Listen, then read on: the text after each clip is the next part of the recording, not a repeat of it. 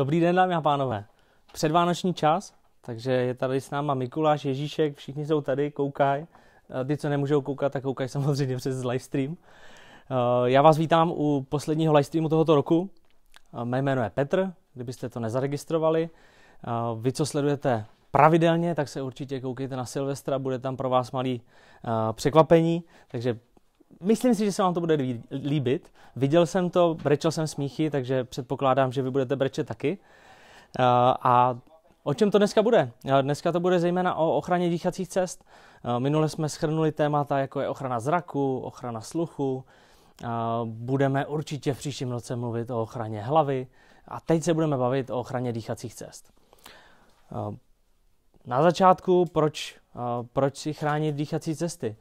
No, zejména z toho důvodu, že zase cokoliv vy vdechnete, tak může mít fatální následky, které můžou být na začátku jenom taková srandička, že máte kašlík. Potom z toho kašlíku se může stát, že ten kašlík už je celý rok, nebo se z toho stane hezký astma. Tohle to všechno je dýchání, takže tohle to všechno, celý ústrojí dýchací, se musí chránit. Poprosil bych kamarádmana, že bychom si na začátku ukázali, co je to dýchací ústroj, co je to dýchací soustava, co to zabírá. Mám tu připravený obrázek, hned vedle Santa Clause, nebo Dědy Mráze, já nevím, který to z nich je teď. Dýchací soustava, takže začněme ze zhora.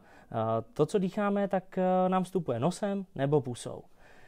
Tady máme hned první pomocníky toho, aby se zastavilo všechno nebezpečné, co by mohlo jít dovnitř. V nose máme chlupy.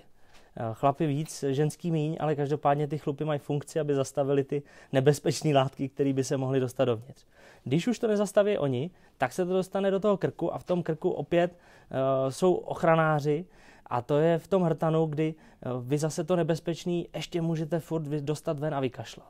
A potom jsou další obranáři a ty už se dostávají dostaneme se do těch oblastí těch průdušek a plic.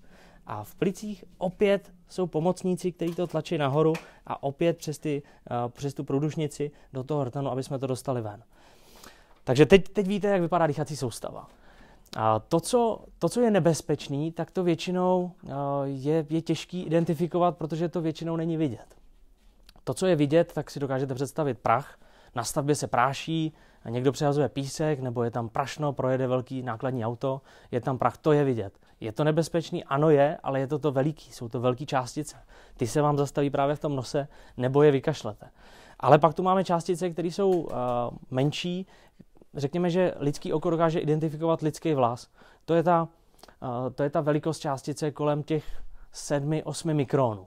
5 mikronů už je něco, co vy moc nedokážete identifikovat a to, co jde pod těch 5 mikronů, tak je právě to, co vám projde skrz ten nos, skrz ten hrtan až do těch plic.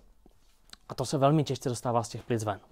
Takže tohleto je důležitý právě chránit. Jak poznáte, že se máte chránit? No, bavili jsme se o bezpečnostních listech, takže víte, když pracujete s chemickou látkou, takže máte používat nějaké ochranné prostředky. To je první věc. Když máte nástroje, jako je vrtačka, pila, tak pracujete s něčím, co zase může dělat to nebezpečí, nebo nebezpečí pro ty vaše dýchací ústrojí. Takže poznáte to zejména z toho, že se opravdu práší, anebo že to dělá randál a přitom se práší. Co vlastně je takový řešení pro ochranu dýchacích cest? No první řešení je, že to vůbec nebudete dělat, že prostě to skončíte a vůbec takovou činnost se jí nebudete věnovat. To preferuju já. Necháte to někomu, ať se s tím ať to udělá on, kdo je na to specialista a ten má ty osobní ochranné prostředky a ví, jak to má dělat a zároveň je chráněný.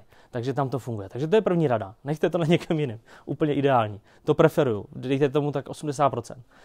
Pak najdeme teda těch dalších 20%, kdy teda už to musíte dělat, tak v tu chvíli kouknout na návod použít, kouknout na ty nebezpečné látky, s kterými pracujete a potom se podívat, jestli tam musíte asi chránit dýchací ústroj.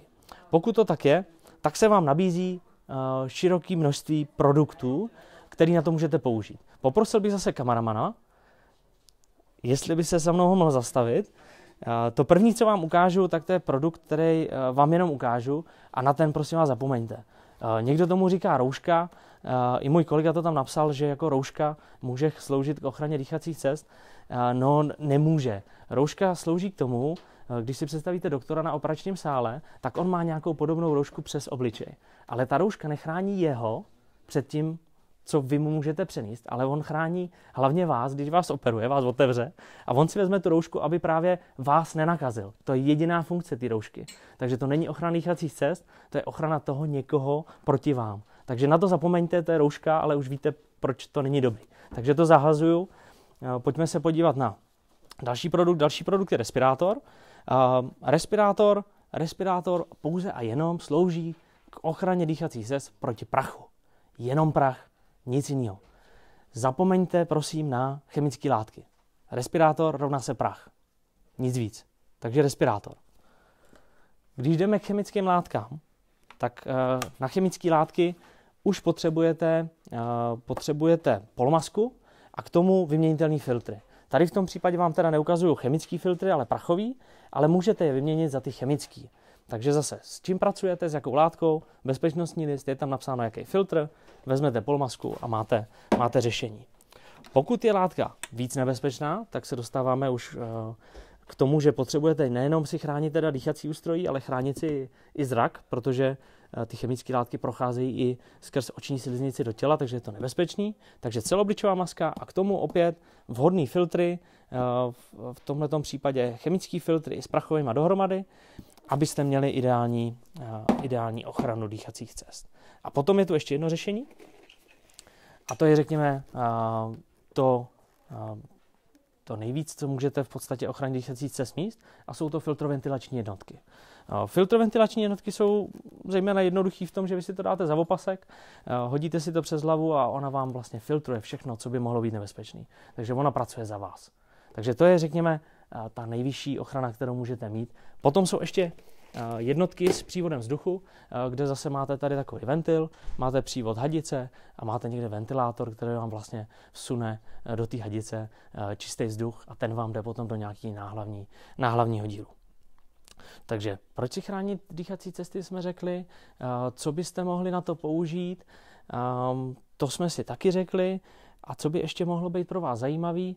No, mohlo by pro vás být zajímavý to, že v příštím livestreamu bychom se podívali na všechny tyhle ty produkty do detailu, protože je důležitý zvolit ten správný produkt na tu správnou činnost.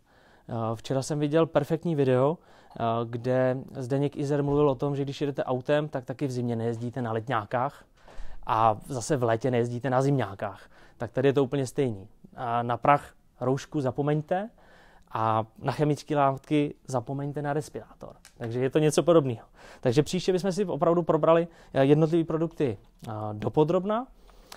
A dneska, tím, že jsem řekl, že dneska to je vánoční díl, tak dneska to bude krátký. Já vám popřeju krásné svátky, popřeju vám zejména bezpečného Silvestra. Počkejte si na to překvapení ve formě videa na našem Facebooku. Myslím si, že se vám Petr Mann bude moc líbit. A pokud tam jsou nějaký dotazy, se ještě zeptám kolegy, nejsou tam dotazy, vůbec nevadí. Všechno shrneme v příštím roce a v příštím roce budeme opět lákat vás, jak vy, co hovoříte česky, also you who are speaking English. So in the next year, we will translate it even in the English language. So see you next year and have a nice Christmas. Ciao.